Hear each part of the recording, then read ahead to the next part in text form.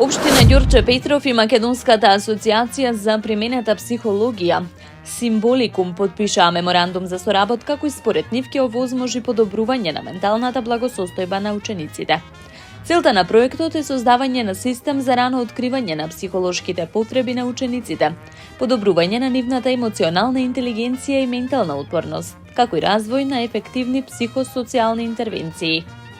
Клучни активности кои ќе ги опфати овој проект во Ѓурче Петров се психолошко тестирање за личностни димензии и емоционална интелигенција, анализа на резултатите и развој на психосоцијални интервенции, обука на психолози за примена и интерпретација на тестовите и изработка на прирачник за следење на напредокот на учениците.